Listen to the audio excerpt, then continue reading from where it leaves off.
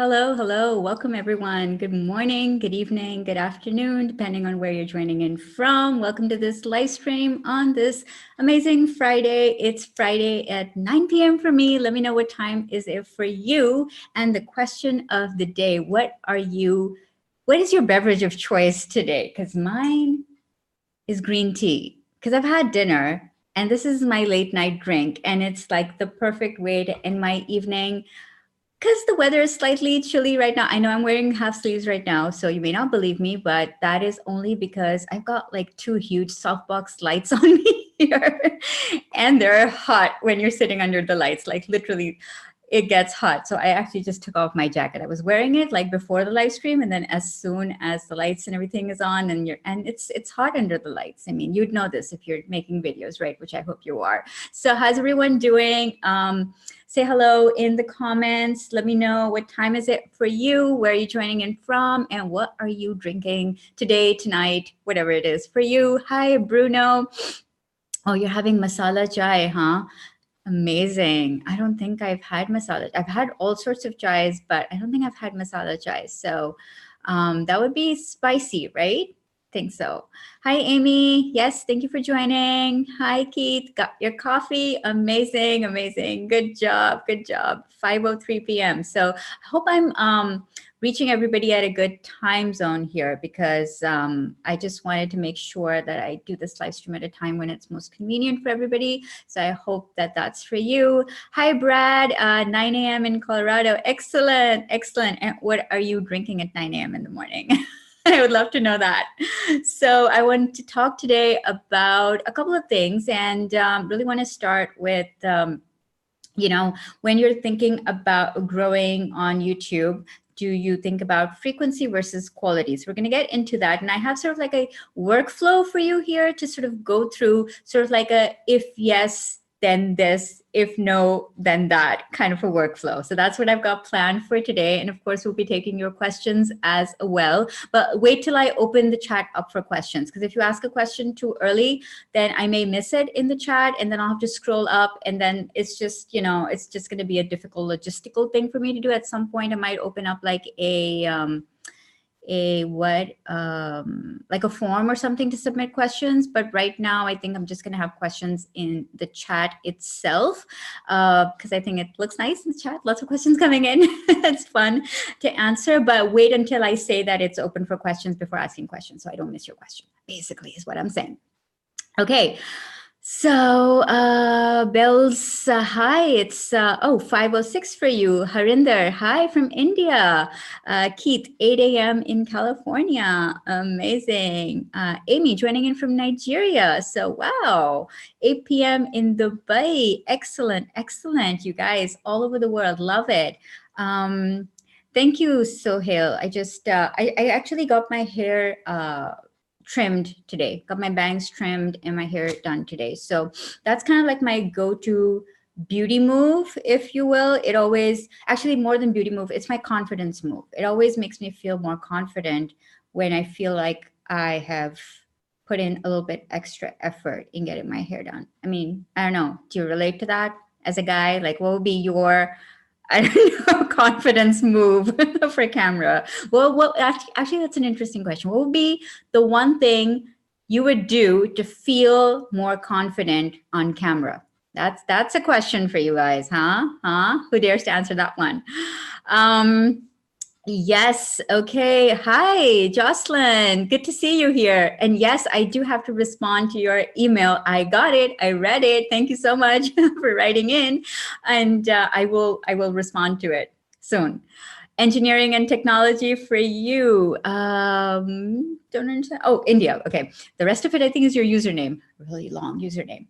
Okay, cool. So what we're going to be talking about today, and I'm going to be taking your questions as well. So let's get into the topic, shall we? Okay, so frequency versus quality. Let me set the stage here, right? So setting the stage here basically means that imagine you are either starting out or you're growing your channel, either situation.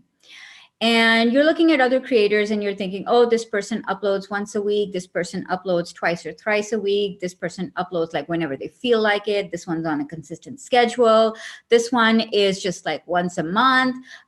In this industry, they do 5 days a week. In this industry, they do like fortnightly. So what is really the right frequency to upload videos? And how often should you be uploading videos? And what does the algorithm have to say about this? And what does, what do your resources and time schedule dictate? So as you're thinking about all of these things, you might be thinking about what should be your frequency based on what you can actually do and what will actually work in your industry and what would the algorithm favor. So let's get the algorithm out of the way first. The algorithm has no preference on this. It really doesn't care whether you upload once a day, once a week, once a month, twice a month, whatever. However, it does preempt when you're going to be uploading videos. So if you start uploading consistently on a certain date and time, it will start to preempt that and start to drive traffic to your channel before you upload. So it does have somewhat of an idea of when you'll be uploading. So consistency is better than frequency. Not better, but it's more relevant to the discussion. So how consistent are you is probably more relevant rather than how frequent are you. Okay, so as you're getting started, first of all, there are two things to consider. Can I create quality videos if I'm doing, let's say, once a week, right? Can I create quality videos if I'm doing twice a week? Can I create quality videos if I'm doing 4 times a week or more? So whatever your frequency is, the question that you need to keep coming back to is, what is a quality video and can you create one? So let's break that down. First of all, what is a quality video? So when you're first starting out, you may actually not know the answer to that. And I didn't know the answer to that. I created my first like 10 videos or so. And I was like, okay, well, I think I'm doing a good job, but I don't really know. So to me, a quality video is one where you're providing value. And value is very subjective. Like who decides that this is valuable? Who decides that this is crap? Who decides it's junk? Who decides it's amazing? Who decides it's something new? And who decides that it's same old, right? So value is really, really driven, first of all, by you, because you're setting the topic and you're, deciding what you want to create videos on. But then the rest of the value is really dictated by your audience. So you've actually got to create a few videos, get feedback on them to even know whether you're creating something that's going to be of value to your audience, which begs the question, how well do you know your audience? So I say this a lot, but I'm going to repeat this, is that the number one thing you really need to get clarity on, even if you know nothing else about YouTube, is you need to get really, really clear on your audience. So you need to know who you're creating videos for, what benefit would they get from this video, and how is it going to make them feel, right? So if you can identify these 3 things, then you're already ahead of everyone else who just jumps into YouTube without any idea of audience profiling. Okay, so let me know in the comments, do you have a clear idea who you're creating videos for? So I'll give you an example of what that might look like, but feel free to put in the comments yes or no. Do you have a clear idea of who you're going to be creating or who you're already creating videos for? Let me know that.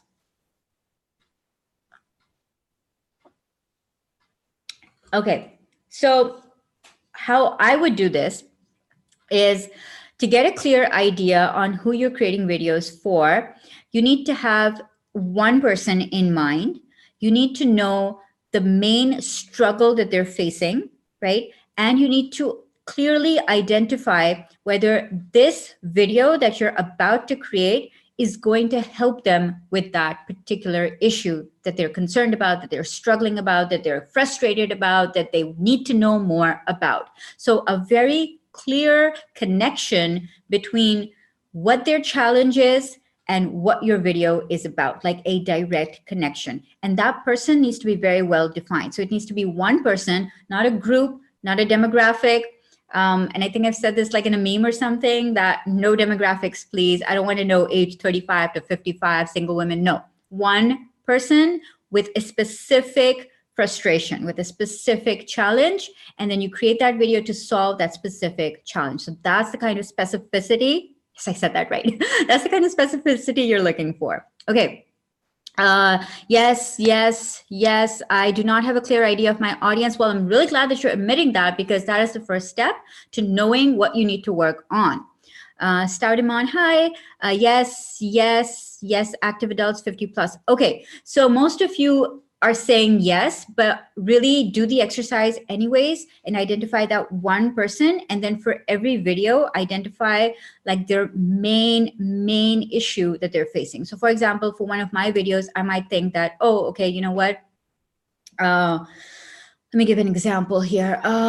So let's see, the last video that I did was on 7 income streams. So let me use that as an example. So I might be talking to somebody who is thinking about, okay, I want to use YouTube. I already have a business. How do I connect the two? How do I make sure that I can generate an active revenue stream from my YouTube channel? Or what are the different ways that I can use YouTube to actually power my business, right? So then I'd make a video, which I did, the last one, which was on 7 income streams from YouTube, right? So the challenge that person is facing is, how do I monetize with YouTube, right? And the answer is, well, here are 7 ways that you can monetize with YouTube. So very clear connection between those 2 points. Hi, Andrew. My constant issue is that people have identified as audio. So I like making them and have been creating more. Well, that's a very nice niche to be in right now. I think it's blowing up. Really, I'm like, I know when Dee went into like phone and mobile only, and I think audio is kind of going to be that kind of niche because it's so tricky, as we both know, to get audio right. There's so many moving parts. So good luck with that. Absolutely. That's a really great niche to be in.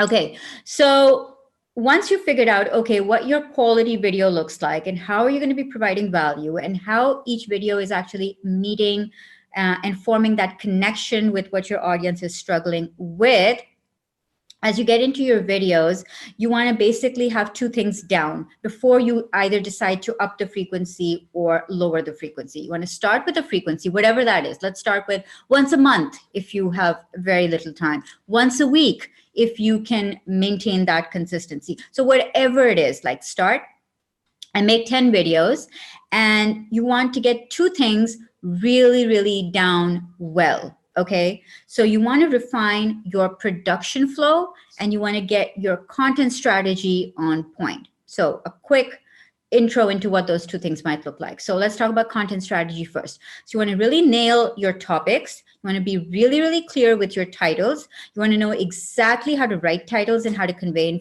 information. You want to be really good with video SEO, right? So you want to get that out of the way. You want to get your production flow sorted out. So all the steps that you take from thinking about a topic to actually making a video. And there are a lot of steps, right?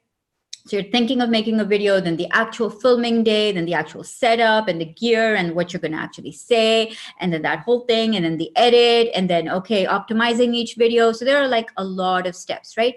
So when you get these 2 things down, and if you have not got these things down, then don't worry about whether you should be creating more videos or what the frequency should be like. That is irrelevant at that point, right? So if you actually don't have a content strategy and don't have a production flow, then frequency doesn't matter, is basically what I'm saying, right? Because ultimately people are going to, if they find your videos, they want to see quality content, right? And we decided that quality is subjective. So you've really got to make those first few videos, get your audience feedback to see whether it's even relevant. And how do you get audience feedback? You look at your analytics. So when you're looking at your analytics, you're looking at, okay, well, I made a 5-minute video and people watched 2 minutes of this video. Next time when I make a video, can I make them watch 2.5 minutes of this video? Next time I make a 5-minute video, can I get them to watch 3 minutes of this video, right? So as long as people are consistently tuning in and watching more and more and more, or even just watching the same level. So if they're watching 3 minutes every time, that's like a great retention. That's 60% retention, right? So if you can get people to stay on your videos and watch your videos, that means you're making quality videos, right? So that's how I would look at quality. So quality means that there's stable, consistent growth. There's everything is getting better. Everything is increasing. So that's what quality looks like to me. And obviously your comment section is also a great way to look at quality. So you want to look at that as well. And then the analytics, they're so rich. There's so much going on in there. You can see if people are finding your videos, if they're watching your videos, how long they're watching your videos, at what point they stop watching your videos. There's so much you can gain from that. So that's all going to give you feedback whether you're actually creating quality, which again is subjective, dependent on your audience. So one video that I create might be too basic for an advanced audience, but it might be just right for a beginner audience. So it just really depends on who your target audience is for you to understand whether you're delivering quality to them. Cool? Okay, so once you have these two things down, you've refined your process of production. So you have your production flow down, you've decided on your content strategy, and you have gotten experience and clarity on your content strategy. Then you can come to the question on the title of this live stream, which is better? Do I make more videos to grow at this point? So this question might come 20 videos in, 50 videos in, 100 videos in. Like that's how long it might take to actually hone down on your production flow and your content strategy, because those are probably the biggest, obstacles for people to grow on the channel. They're probably the things that take the most time: getting comfortable with your gear, getting comfortable on camera, learning video SEO, all of that stuff. So I would say give yourself, like, there's no real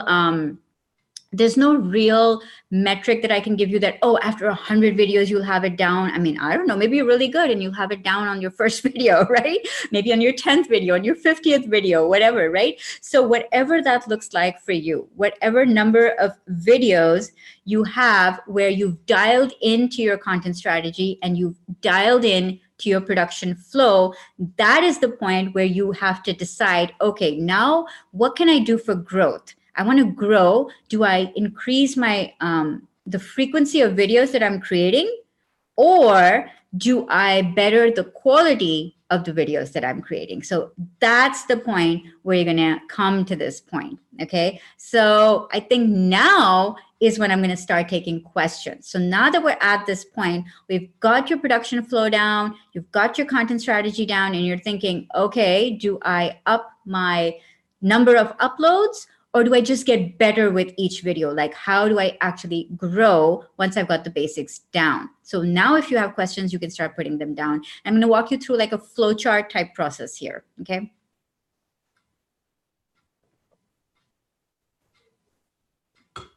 Green tea for the win. Okay. So here's the first part of this. I should actually just share a whiteboard, but no, I think I'll just do this on screen for today. Okay, so I'm going to walk you through a couple of questions. There are 1, 2, 3, 4, 5 questions here. Okay, 5 questions that you need to ask yourself at this point. So let me phrase the question.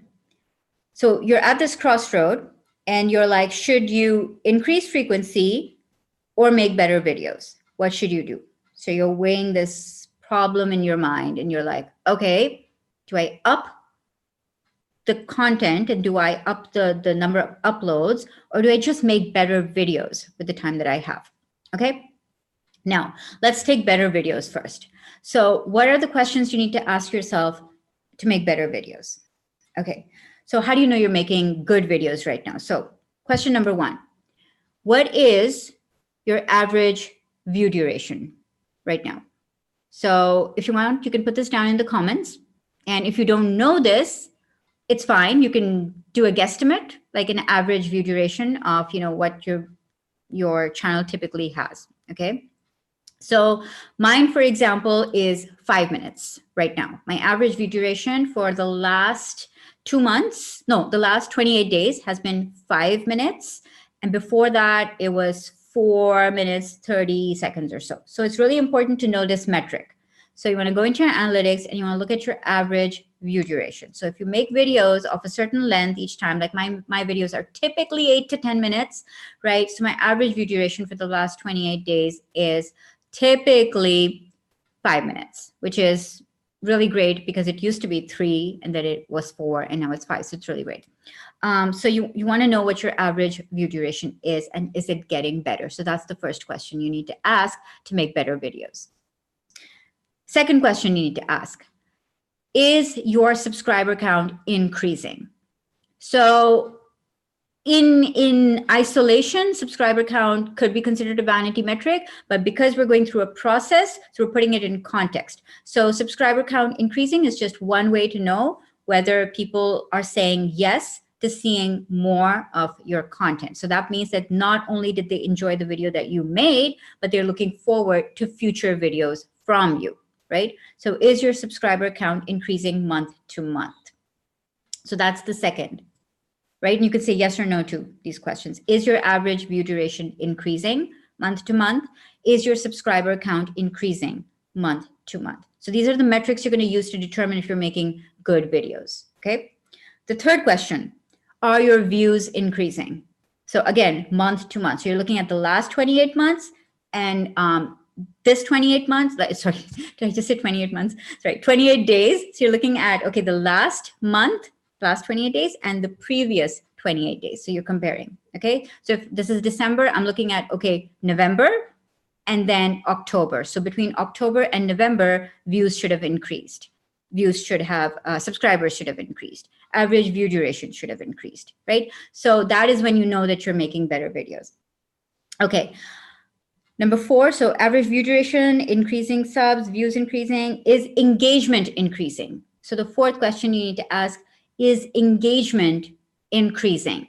So are people hitting like on your videos? Are people commenting on your videos? Are people sharing your videos? And again, these are all metrics. You can see some of them you can see on the watch page and some you can see on the analytics page. For example, your share metrics. Are people engaging with your videos more in this period than they did in the previous one? So month to month comparison. Okay. And then the last one is your channel growing with each successive video? So is your channel growing is a combination metric of all of these. There's no one metric to see if your channel is growing or not. But if views are increasing, subscribers are increasing, watch time is increasing, view duration is increasing, engagement is increasing, then you know that your channel is growing and that you are making better videos. If all of these things, and this is really the crucial statement here, okay? If these things are not increasing month to month and your output is the same, like you're consistently producing weekly videos, but subscribers are not increasing, views are not increasing, engagement is not increasing, and views are not increasing, and average view duration is not increasing.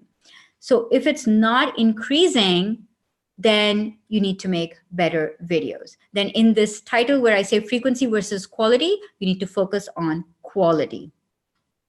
Okay, so that is the litmus test.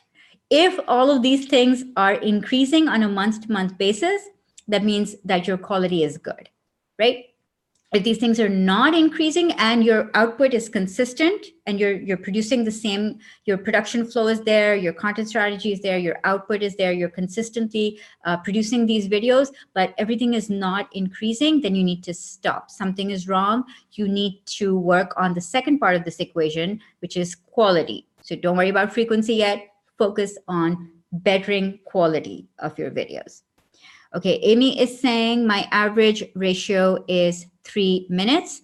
My subscriber count increases only when I upload a video.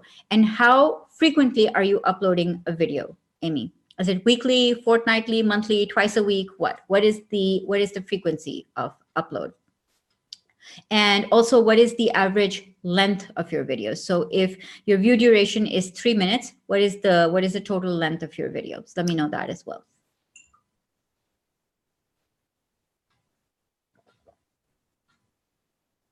So if all of these things are increasing and they are all getting better, then you're faced with a choice. Then you can be like, okay, can I increase the frequency of my videos? Can I go from making 1 video a week to 2 videos now because I've got everything else dialed in?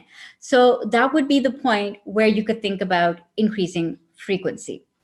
So that's really what I want you to think about, that if you're going with each successive video and you've got your content strategy, your production flow is dialed in, then adding another video to your schedule, or maybe even 2 videos, or maybe adding a live stream, could be like a possible good strategy for you to think about for growing your channel. So that's the point where you can tinker with your frequency of upload.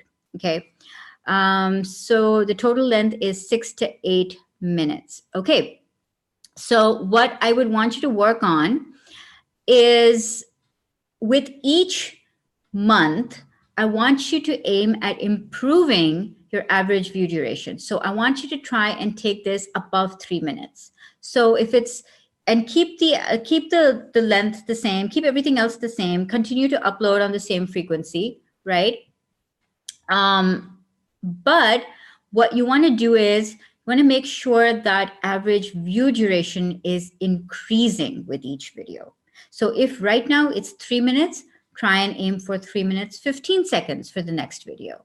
Try and aim for 3 minutes, 30 seconds for the next video, right? So you want to keep upping that. And once you consistently are able to increase that, then you know you're on the right path. Then you know, okay, you have what it takes to actually create quality videos.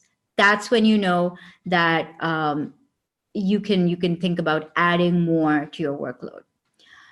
Okay, dear Salma, are there any clues that can tell a creator channel is not growing or it has a dark future? So I just literally just covered 3, 4, 5 questions to ask that will clue you in.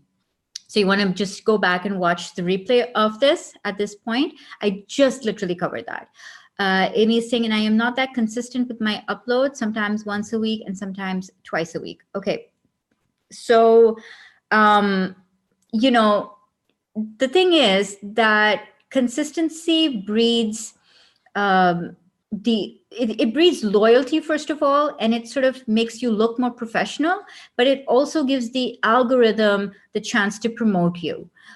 So I would say the work on getting, even if you can't get the timing just exactly the same, work on getting the day the same, at least, especially in the beginning. This is so important. Later on, once you have a loyal audience, you can change up your days, you can do more, do less, you can be a little bit inconsistent, you know, it gives you a little bit more leeway. But I think in the first year, it's really, really important to set that standard and that expectation, because audiences are like, they're so used to, like, you know, TV. We've been conditioned to watch our favorite show at a certain time on a certain channel, and that programming is still pretty much ingrained in us, right? So we like the consistency and the predictability of that, you know. So if you can do that, that would really, really help. It is not gonna, you know, make or break your channel. I've seen channels that do amazingly well, even though the creator is not that consistent. And that's usually because the content is really compelling, that people will tune in no matter what. So if you've got that level of confidence that your content is amazing, then consistency, you know, is not going to be the most important factor, maybe. But if you're starting out and people don't know you that well yet, or you're starting out and you're trying to grow your channel and you're wondering whether it's growing or not, then start out with consistency. Does Amazon affiliate marketing still work in 2020? I haven't been using a lot of it, so, but I do plan to use more of it. So my answer would be yes. I think that if you have the right product match, then I think that yes, it would be. Okay, so let's open this up to Q&A. So what challenge are you guys facing right now? And let's see if we can solve some. Where are you stuck right now? Where are you kind of mentally, maybe second guessing yourself, or what is the thing that's bothering you about your channel or your brand right now? What is the thing that you want to get some clarity on? So anything you want to ask around that? What is your question? Oh, it's not showing. Hang on, let me show you a question. Was it this one? I haven't uploaded any video yet. Can you help me with some advice to start my journey as a YouTuber? If it was this one, well, the first thing you're going to have to tell me would be, oh, you guys are welcome. The first thing you're going to have to tell me is what's your channel going to be about? And more importantly, who is going to watch and why? I've given you more homework to do than I have answered your question, but that's the way it goes, right? I can't give you advice unless you have clarity on this basic stuff. So if you don't know what you're going to be creating on, then watch my video on like the 10 best niches, and maybe you can get some ideas from there, because I covered things that are blowing up right now, and then you can see if any of those resonate with you and get some ideas from that. But if you have no idea, then basically look at what you are already interested in. Like, what are the things that you work on? What are the things you think about? What are the things that you want to establish, content around, an audience around? What are your passion projects? What are things that you would do whether somebody paid you for them or not? Like, those are some of the questions. And also, I have a book recommendation for you if that's your dilemma. The book is called Stand Out by Dorie Clark. So that book is going to help you understand how to choose a niche based on things that you would be good at. Corporate culture, corporate guys. Okay, great. So let me go back to your question again. So what advice to start? So start. Start, right? Start. What's the holdup?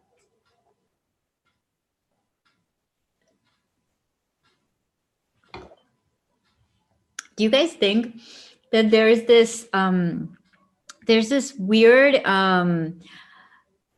misconception around launching on YouTube? People seem to think that it's going to be like some fanfare party. I mean, it can be if you've got an audience already, but really you want to start when nobody's really watching, because if you're going to be making mistakes and figuring things out and trying to see what it is you're actually doing on the channel and having no idea and being like, okay, how do I do this? When at that point you really want to just start and not have a lot of people watch your mistakes, So there's no launching. Like, I think people get confused. You just start. The only way you can start is you upload that first video. If you want to talk about corporate culture, start, make a video and upload it. There's how to create so I have a video on that, right? So go watch how to create your first video, where I walk you through the process of how to actually create your first video, which is basically very simple. It just tells you, okay, what questions to answer and in what order. So you want to go watch that video. Hi, Magdalena. AM Kosha. With the new kids advertising law, can you still direct your viewers to your subscription box that has affiliate links? Okay, let me understand your question. So with the new law, can you direct your viewers to your subscription box that has affiliate links? So subscription box. So I'm guessing you don't mean the YouTube subscribe button? You mean like subscribe on email or in the description? Just give me some clarity on that. But the general answer would be yes. So the YouTube law has really nothing to do with affiliate links. The only links they don't allow are misleading links. If you send them to a site that's gonna, I think I should probably ask you to Google this because it's in the YouTube help somewhere, the kind of links that YouTube doesn't allow you to put in the description. But it's basically any links that are going to scam sites, that are going to sites that are notorious for phishing scams, just, bad websites, sites that are just marked as not quality websites by Google. So those are the sites you shouldn't be linking to. But the subscription box under YouTube, yeah, that should be there's no affiliate links in there. The affiliate links are in the description, right? So definitely that's fine. Amy is saying, most times I run out of video ideas. Can you help with where I can get video topics that my viewers would like? I could do an entire day session on this topic on where to go for video ideas, but let me give you 3 to start off with. So the first thing you want to use is the search engine Google, but hear me out on this. So what you want to do is type in a question and then look for the section right under the first 2 or 3 results, which says people also ask this, or people are also looking for this. I think it says people also ask this. And it gives you a list of questions on what topics people are interested in based on your initial search query. So once you define your main topic, then look for similar and complementary topics that people also look for. And as you click on one question, more are going to open up. As you click on another, more are going to open up. So this is like a never-ending place to find great content. The second place I would find content is within your competitor channels. So if you don't know who your competitors are, type in a video that you would like to make and see who shows up in the top 10 searches for that. And then go and check out their channels and see what are their best performing videos. Those would give you some ideas of the kind of content you could be creating on your channel. So inspiration, not copycatting or copying them or whatever. Right? And I said 3 ideas. So the third idea would be use a site like Answer the Public and see the questions that people are asking Google around a certain topic. So those would be my 3 ideas to find more content ideas. Very confused on niches. I think I am good at many things. Yeah, so we get that a lot, right? We want to do a whole lot of things, but we don't know how to focus on one.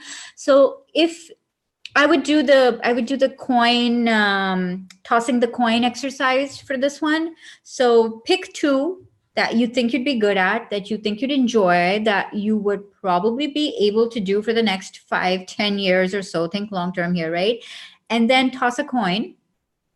So heads would be option A, tails would be option B. And then toss a coin. And while that coin is in the air, ask yourself, which outcome were you hoping for? A or B, head or tails? And that's the outcome that your gut instinct is telling you to go for. So it's the gut check, the gut test, the coin flip, whatever you want to call it, right?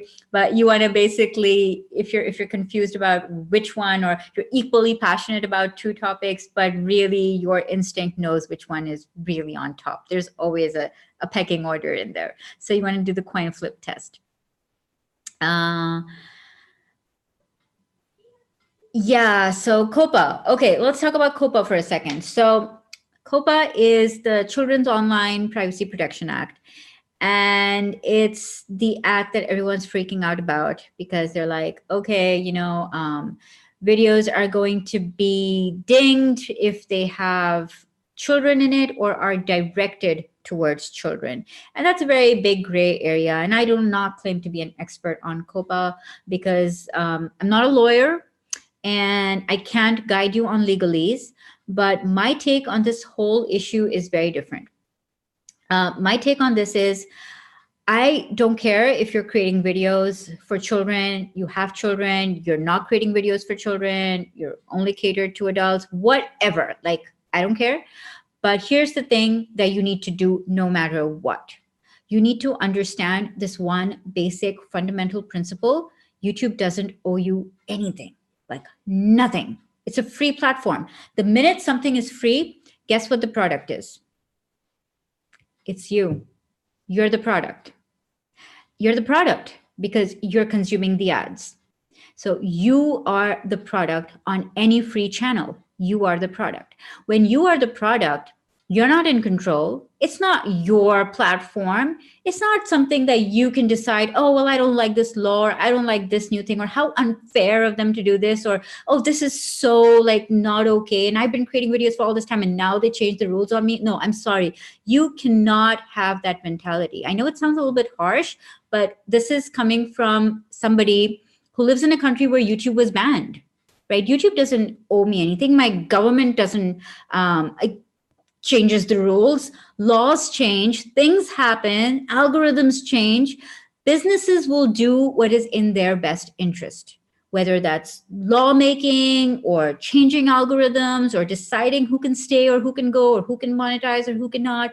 You've got to take care of yourself, you know? So the way that I approach this is that make sure that the content you're creating, you own it, you have copies of it, right? And I think somebody asked me about storage, which I never got to answer that question. Make sure, like I usually keep all my content on an external drive. So I have all my videos on my external drive. So the channel is obviously the place where they're hosted. But you know, anything can happen to the YouTube channel. It's not mine. I don't run it. I don't control it. I don't have 100% say in what YouTube does. Nobody does. But I do have 100% control over my creative process, over the content that I create, over the videos that I create. So I want to keep that. And then I also want to build my audience on different platforms, specifically on email. So if you notice, I always get people to subscribe to something and try and give value through email. And so if something happens to Facebook tomorrow or YouTube or LinkedIn or whatever channel, I know that I can still be in touch with most of my audience. And that's really the mindset you need to go into this with. Not, oh my God, they're changing up the rules again, or, oh, it's become so hard to play, or, you know, we can't function because they keep changing the rules. Well, of course they keep changing the rules because they're in charge. You're not in charge. You don't control it, right? You can change the rules on your own website because that's yours, but you cannot depend on social media to do what is in your best interest, because these are businesses. They're run like businesses. They will always behave like businesses. They are for-profit businesses. They will do what is in their business interest. So whether it's COPA today or terms of service changing tomorrow or the algorithm shifting or whatever, make sure that you are building a solid audience, and that audience can find you and follow you wherever. And make sure that you are connecting with them on email, because that would be the most direct connection that you can have with your audience. So what do you guys think about that? It's a completely different take. I know there are a lot of COPA videos out there which are like fear mongering, and they're like, oh my God, you know, this is all happening and save yourselves. And I don't subscribe to a lot of that kind of negativity, I guess. I'm like, you know, anything can happen tomorrow.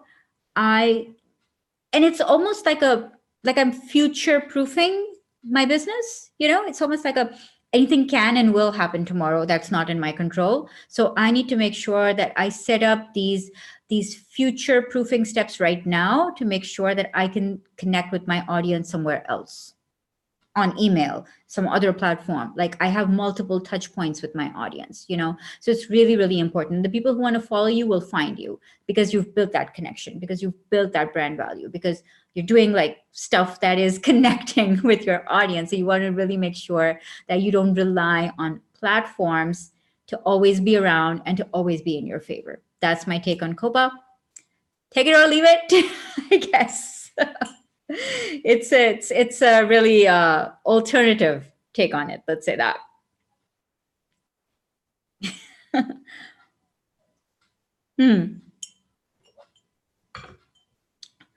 Yeah. So love that. Thanks for the ideas. Thank you. Yep.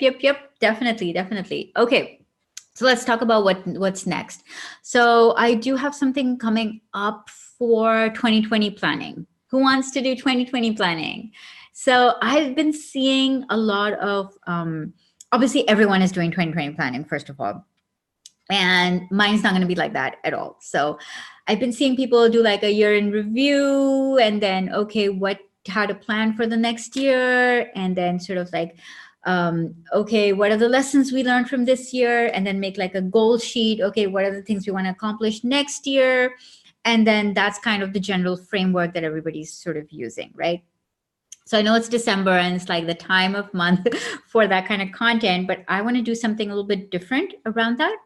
So I want to tackle two things.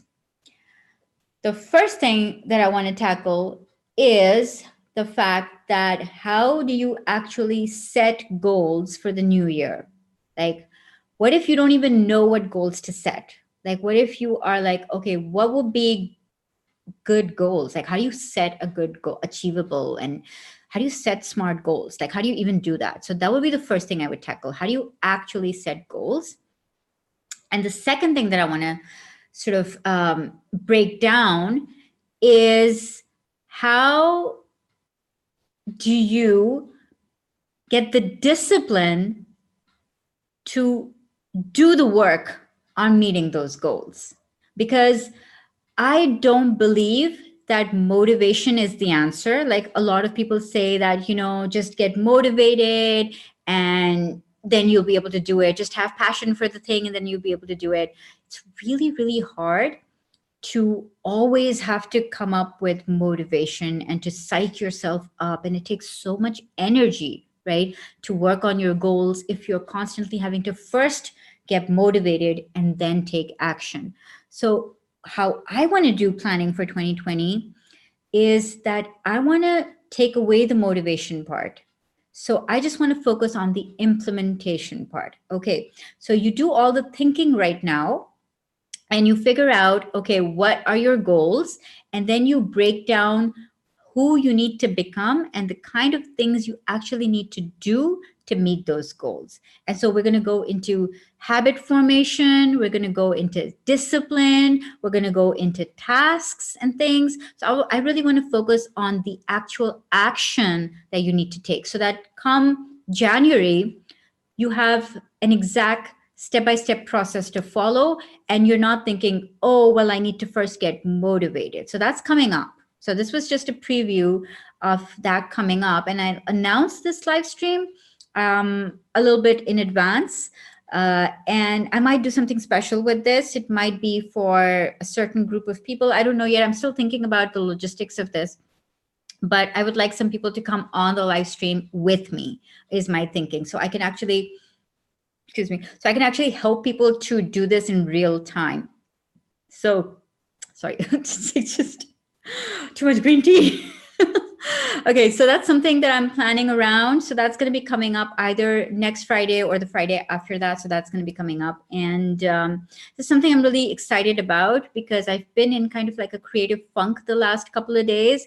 We're not really wanting to create anything new. And I'm so glad I'm out of it now because I just gave myself time to just relax for a few days. And fortunately, the creativity is back and I have like a head full of ideas again. I get my best ideas when I stop stressing out about coming up with ideas. So when I just calm down and I'm like, you know what, it'll come to me. And then I just get into flow and then ideas start to come. So that's the idea. And that's the session that I want to focus on. So if you want to be a part of that, make sure that you are on my email list because all the details are going to go out there. So if you want to get on my email list, it's salmajaffrey.com/subscribe. The link is also in the description. So make sure you're there because I'll share all the details and how to join in and how to be one of the people who can get on the live call with me so I can work with you on your goals. So I really want to have some interactive elements going on there where I actually am able to communicate with you a little bit more and focus on helping you set the right goals for 2020 and then develop the habits to meet those goals. So that sounds good. Get on the email, get notified, and take whatever steps I decide you need to take in that. So that's coming up.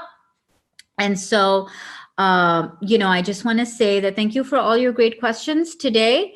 And thank you for joining me. I'm always so appreciative if you join me live and we get to do work together and get to just can have like somewhat of a conversation here. So that's always a natural high for me.